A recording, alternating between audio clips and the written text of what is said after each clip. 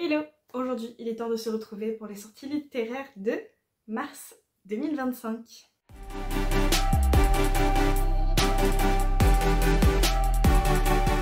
J'ai donc fait ma petite sélection. On n'en a pas tant que ça ce mois-ci.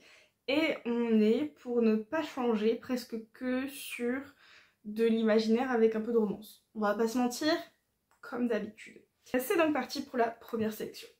Entre nous, la rivière de Alexiane de Lys, qui sort le 4 mars chez les éditions Plume Blanche. Naya est née au sein de la tribu Zian. Elle doit se taire, baisser la tête, tourner 7 fois sa langue dans sa bouche avant de parler, apprendre à devenir une bonne épouse et surtout ne jamais se plaindre pour les coups reçus. Car c'est ainsi qu'un père, puis qu'un mari, se doit de parfaire l'éducation de leur fille. À 10 ans, Naya sauve un petit garçon, étranger au village, de la noyade. Si elle en paye les conséquences au fil de son adolescence, sa vie prend un tout autre tournant la veille de son mariage. Un chevalier en armure, envoyé par le roi, exige l'impôt dû par la tribu. Incapable de le payer, le peuple Zian n'a d'autre choix que de lui abandonner l'une des leurs. Lorsque Naya est désignée par le chevalier, ce n'est peut-être pas si innocent. Derrière le aume et l'armure se cache le jeune homme rescapé de la rivière qui lui doit la vie. J'avoue que je suis très intriguée, j'aime beaucoup ce que promet ce résumé. D'après Booknode, on est plutôt sur du young adulte et on est sur de la romantasy. C'est parti pour la suivante. On a La Guilde des émotions, le tome 1, Innocence blanche de Marie F. Fleury qui sort le 5 mars dans la collection Teen Spirit. À 18 ans, Emmaline quitte le cocon familial pour rejoindre Oxford, où elle s'apprête non seulement à faire sa rentrée universitaire, mais aussi à intégrer le conservatoire Lysander Essington, une académie mystérieuse où elle devra apprendre à maîtriser son don rare et puissant. Son objectif, intégrer l'une des 5 guildes d'émotionneurs et contribuer à maintenir l'équilibre essentiel entre bonheur et malheur, car l'un ne peut exister sans l'autre. Alors qu'on la destinait à une vie discrète, Emmaline rêve de rejoindre une guilde bien plus risquée et d'explorer pleinement ses talents. Pour ça, elle peut compter sur Milo, membre charismatique de la guilde des défenseurs et meilleur ami de son frère, pour la soutenir. Mais la veille de son départ pour Oxford, Emmaline est attaquée et ce n'est que le début d'une série d'agressions inquiétantes. Qui sont ces voleurs d'émotions et pourquoi en ont-ils après elle? Face à ce mystère, Emmaline devra faire preuve de courage car les réponses pourraient bien ébranler tout ce qu'elle est en train de construire. Donc on serait plutôt sur du young adulte puisque on est dans la collection Teen Spirit et Booknode mentionne le côté Dark Academia. Donc voilà, ça a l'air très sympa. Moi, surtout ce qui me plaît, et ça fait un moment que je suis Marie sur ses réseaux sociaux, c'est le côté émotion et la magie liée aux émotions. Je suis très curieuse de ce que ça donne. Le prochain, j'ai déjà entendu de bons échos sur la version originale, donc en anglais, mais ça y est, il est traduit en français. On a Blades of Secrets de Tricia Levenseller, La Forge des Secrets, le tome 1, qui sort le 5 mars.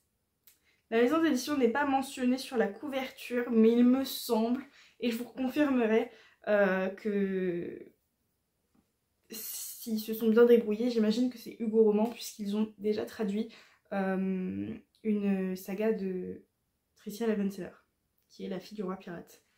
Donc je vous reconfirme ça, mais à mon avis, c'est chez Hugo. Ziva préfère la compagnie du métal à celle des humains. Elle passe ses journées enfermée dans sa forge, à l'abri de la société et de l'anxiété que celle-ci lui inspire, utilisant son don pour fabriquer des armes uniques, imprégnées de magie. Un jour, Ziva reçoit la commande d'une puissance seigneuresse.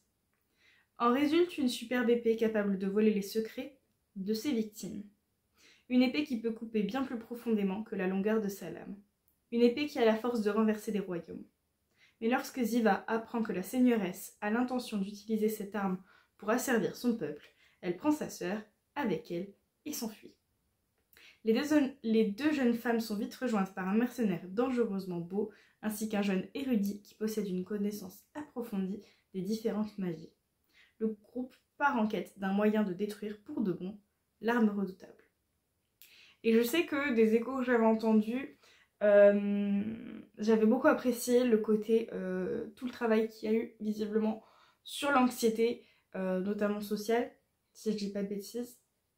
Et puis il y a le côté, on a 2 couples, donc c'est tout bonus. Et donc Booknode mentionne romance, aventure, fantasy, magie et young adulte.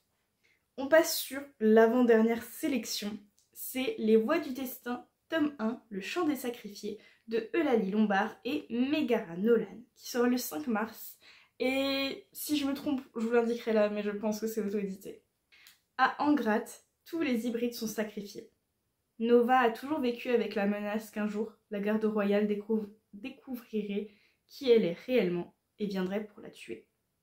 Mais quand sa mère est exécutée, la jeune violoniste n'a d'autre choix que de fuir. Aran incarne la menace. Son Gvar, une pierre magique qui lui confère un don unique, fait de lui un failli puissant et redoutable. En mission pour son roi, l'espion n'avait pas prévu de trouver une humaine sur son chemin. Encore moins d'être piégé par elle. Lié par un pacte, Aran est forcé de la maintenir en vie et de l'aider à quitter le royaume. Une alliance rendue encore plus dangereuse à cause des secrets qu'il préserve et de l'attirance qui les pousse l'un vers l'autre. Là, rien qu'avec cette dernière phrase, on n'a pas de doute sur l'aspect romantécie du roman. Et j'avoue que j'ai notamment été très intriguée par l'aspect piège. On indique qu'il a été piégé par elle et qu'il y a une histoire de pacte. Donc je suis hyper curieuse de savoir ce qu'il en est de tout ça. Et enfin, on est sur la dernière sélection. C'est Les légendes de Eiren, tome 1, Un baiser maudit, de Jenny Hickman, qui sort le 19 mars dans la collection Lost Kingdom. Quand Kilin est témoin du meurtre de sa sœur par le légendaire Gankanag, un être immortel qui charme les femmes avant de les tuer d'un baiser maudit, elle est prête à tout pour la ramener à la vie. Et grâce à une sorcière assoiffée de vengeance, elle obtient tout ce dont elle a besoin pour ressusciter la personne qu'elle aime le plus au monde. Mais d'abord, elle doit tuer le Gankanag. Tag, un demi-faille diaboliquement séduisant qui méprise la haute société et les convenances, préférerait de loin passer son temps en compagnie de filles débauchées et de créatures des ténèbres plutôt que d'aider une humaine à liquider l'un des siens. Jusqu'à ce que Kilin lui fasse une offre qu'il ne peut refuser.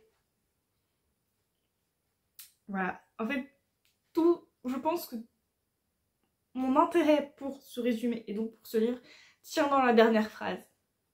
Qu'est-ce qu'elle a bien pu lui offrir pour qu'il accepte? Voilà, c'est tout pour cette sélection des sorties littéraires de mars 2025. N'hésitez pas à me dire quelles sont les sorties qui vous font envie ce mois-ci. Et sur ce, je vous souhaite de très bonnes lectures et je vous dis à très bientôt pour une prochaine vidéo. Ciao!